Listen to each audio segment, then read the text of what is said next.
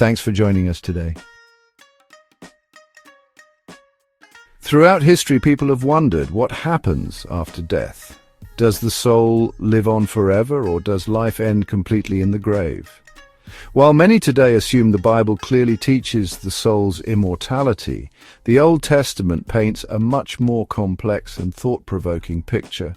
In this video, we'll dive into the ancient Hebrew understanding of life, death, and what it really means for the soul.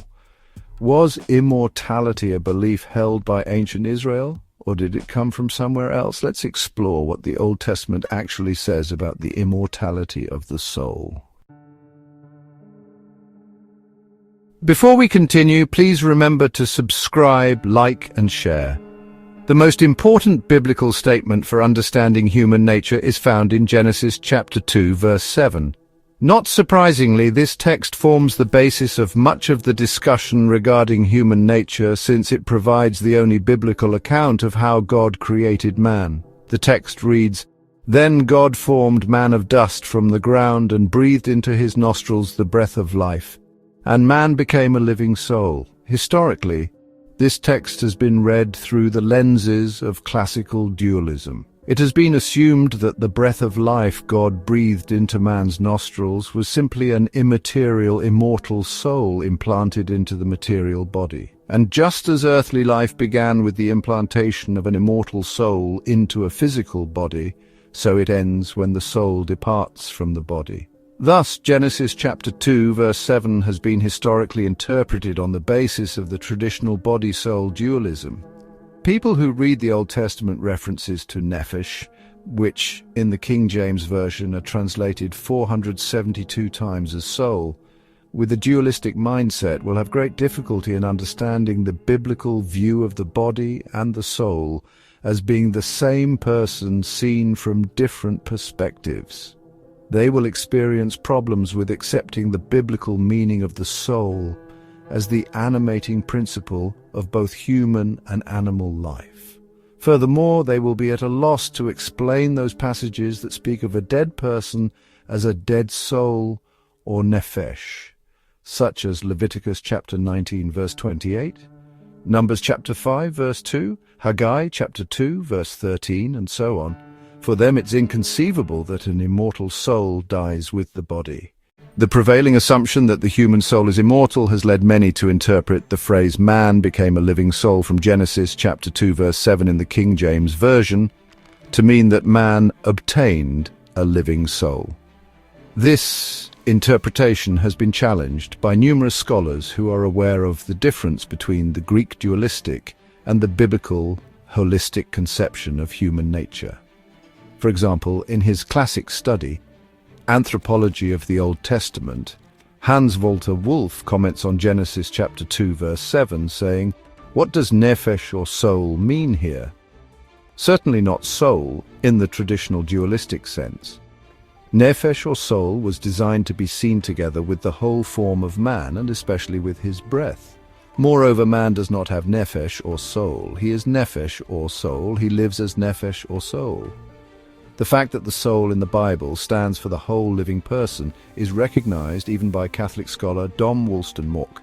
In his book, The Biblical Meaning of Man, published with the official Catholic imprimatur, Approval, surprisingly, Mork writes, "It is nephesh, or soul, that gives life to the basha or body, but not as a distinct substance. Adam doesn't have nephesh or soul. He is nephesh or soul, just as he is basha or body. The body, far from being divided from its animating principle, is the visible nephesh or soul." Such a clear definition of the biblical view of human nature in a Catholic book published with the official imprimatur is encouraging.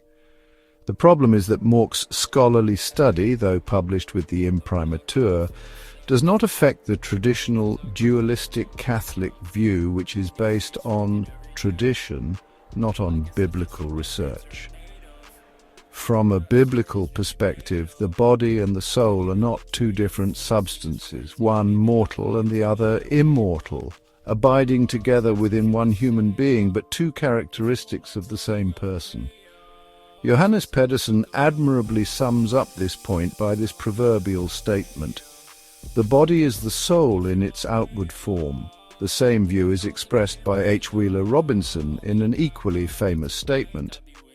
The Hebrew idea of personality is that of an animated body, not, like the Greek, that of an incarnate soul.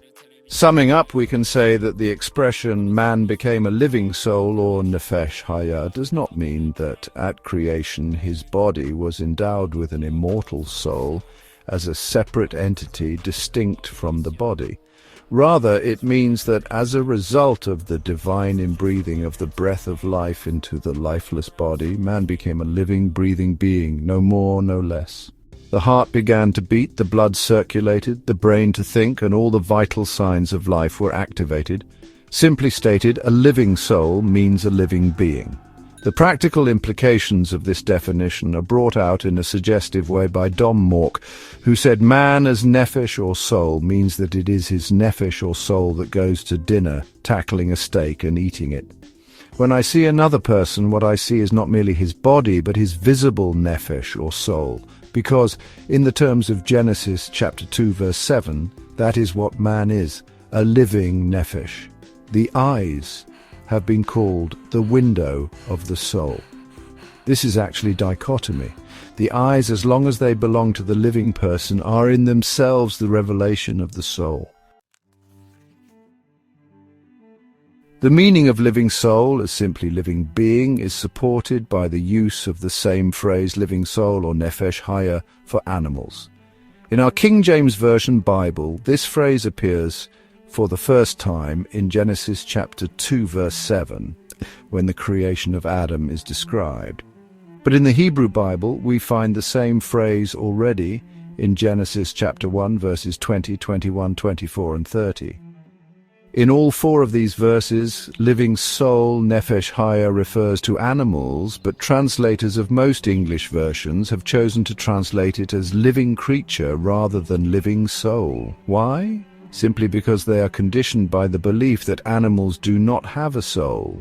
Only human beings have an immaterial, immortal soul. Norman Snaith finds this deceptive translation most reprehensible and says it is a grave reflection on the revisers or translators of the authorized version that they retained this misleading difference in translation. Basil Atkinson, a former librarian at Cambridge University, offers the same explanation. He said, "Our translators of the authorized version have concealed this fact from us, presumably because they were so bound by current theological notions of the meaning of the word soul, that they dared not translate by it a Hebrew word that referred to animals, although they have used it in the margin of the authorized version at verses 20 and 30. In these verses we find the moving creature, even living soul, that's the Hebrew, in verse 20. Every living soul or nephesh that moveth, in verse 21. Let the earth bring forth the living soul or nephesh after his kind, in verse 24. And to every beast of the earth, and to every fowl of the air, and to everything that creepeth upon the earth, wherein there is living soul or nephesh, in verse 30. The use of nephesh or soul in these verses to refer to all sorts of animals clearly shows that nephesh is not an immortal soul given to man, but the animating principle of life, or the life breath, which is present in both humans and animals.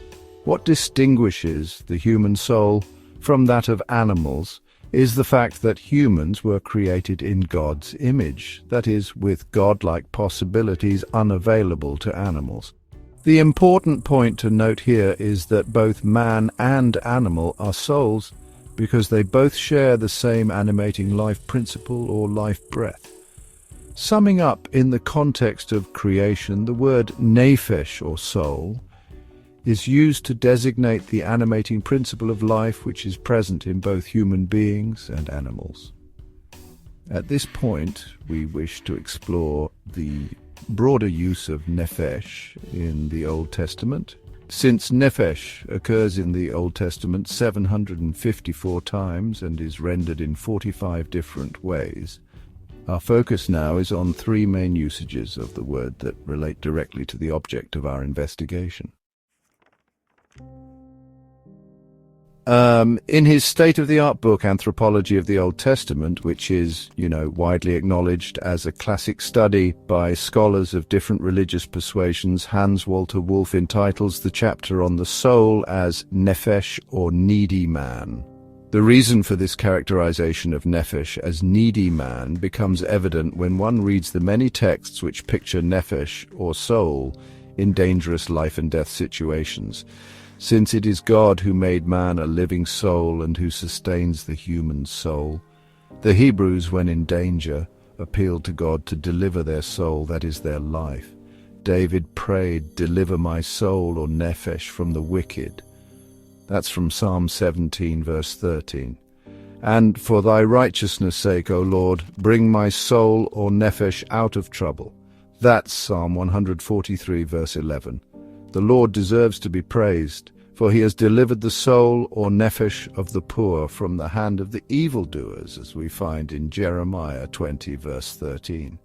People greatly feared for their souls, or nephesh, as in Joshua 9, verse 24, when others were seeking their souls, or nephesh, as in Exodus 4, verse 19, and 1 Samuel 23, verse 15, they had to flee for their souls, or nephesh, as in 2 Kings 7, verse 7, or defend their souls, or nephesh, as in Esther 8, verse 11. If they did not, their souls, or nephesh, would be utterly destroyed, as mentioned in Joshua 10, verses 28, 30, 32, and so on. The soul that sinneth, it shall die. That's from Ezekiel 18, verses 4 and 20. Rahab asked the 2 Israelite spies to save her family, saying, "Deliver our souls, or nephesh, from death," in Joshua 2, verse 13. In these instances, it's evident that the soul that was in danger and needed to be delivered was the life of the individual. The soul experienced danger not only from enemies, but also from lack of food. In lamenting the state of Jerusalem, Jeremiah says, "All her people sigh, they seek bread. They have given their pleasant things for meat to relieve the soul, or nephesh," and that's from Lamentations 1, verse 11. The Israelites grumbled in the wilderness because they no longer had meat as they had in Egypt. But now our soul, or nephesh, is dried away. There is nothing at all besides this manna before our eyes, as found in Numbers 11, verse 6. The theme of danger and deliverance associated with the soul, or nephesh, allows us to see that the soul in the Old Testament was viewed not as an immortal component of human nature, but as the uncertain, insecure condition of life, which sometimes was threatened unto death. Those situations which involved intense danger and deliverance reminded the Israelites that they were needy souls, or nephesh, living persons whose life depended constantly upon God for protection and deliverance.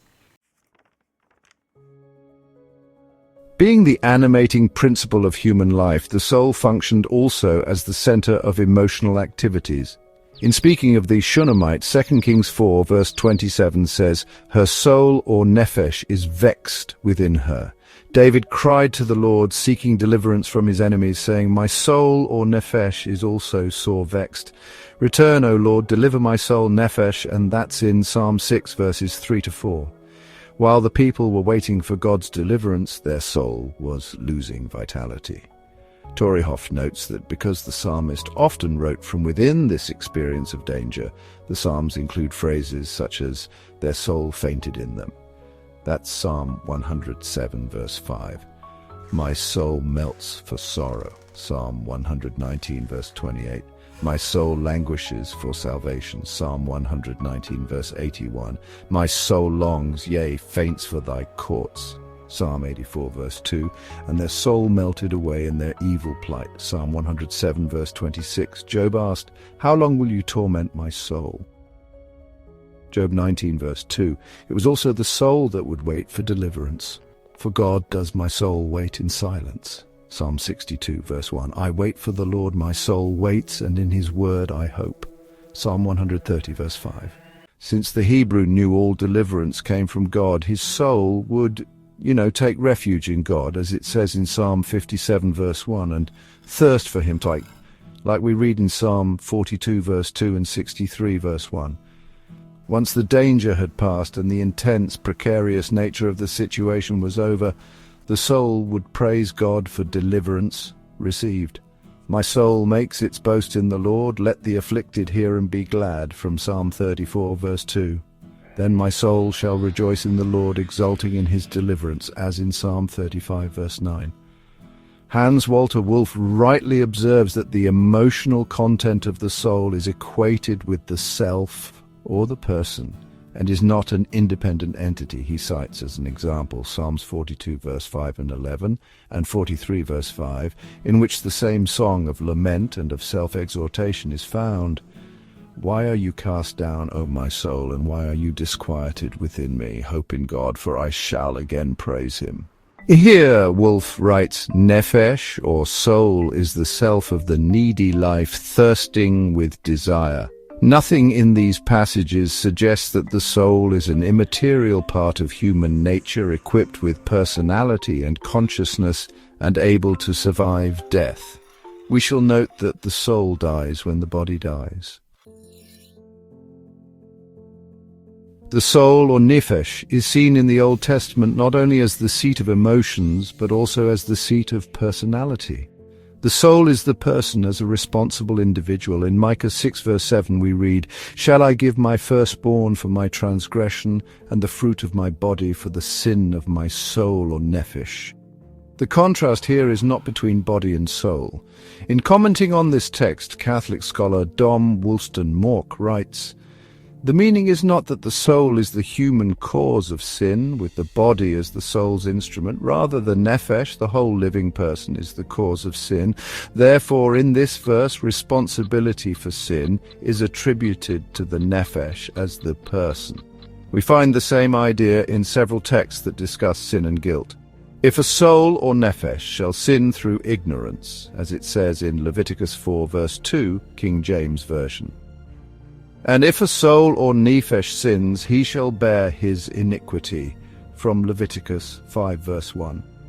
But the soul or nephesh that doeth aught presumptuously, that soul or nephesh shall be cut off from among his people, as you'll find in Numbers 15 verse 30, King James Version.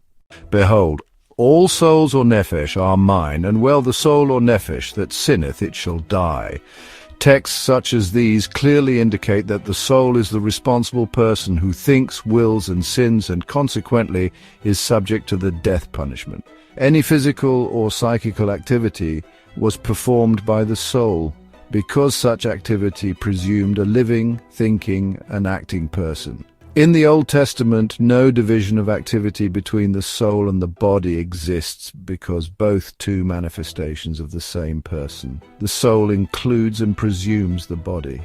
In fact, writes Mork, the ancient Hebrews could not conceive of one without the other. There is no Greek dichotomy of soul and body, of two opposing substances, but a unity, man, who is bashar, or body, from one aspect, and nefesh, or soul, from another. Bashar, then, is the concrete reality of human existence. Nefesh is the personality of human existence.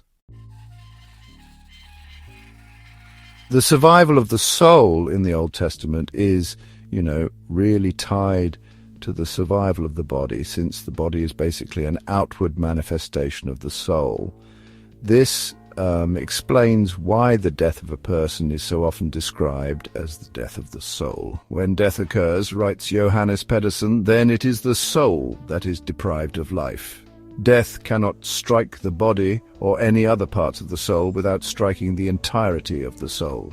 Therefore, it is also said to kill a soul or smite a soul, like in Numbers chapter 31 verse 19, Joshua chapter 20 verses 3 and 9, and so on. It may also be called to smite one as regards the soul. That is, to smite someone so that the soul is killed, as seen in Genesis chapter 37 verse 21, and Jeremiah chapter 40 verses 14 and 15, among others. There can be no doubt that it is the soul which dies, and honestly, all theories attempting to deny this fact are just false. It is deliberately said both that the soul dies, like in Judges chapter 16 verse 30 and Numbers chapter 23 verse 10, that it is destroyed or consumed, as in Ezekiel chapter 22, verses 25 and 27, and that it is extinguished, as in Job chapter 11, verse 20. Readers of the English Bible might, question Pedersen's statement that the soul dies because the word soul doesn't actually occur in the texts he cites.